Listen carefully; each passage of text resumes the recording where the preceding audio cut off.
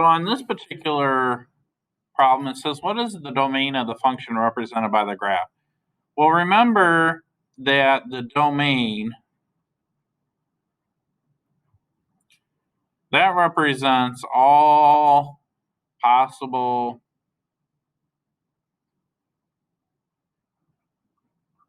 x values.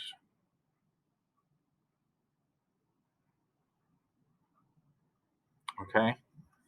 So if I continue this graph and in my mind I think about this graph, this just goes on forever and ever, and I'm kind of exaggerating what it does. But as you can see, my x values can go on forever.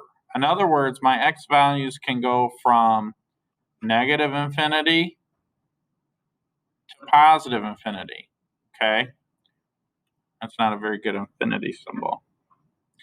So then the domain for this would be all real numbers.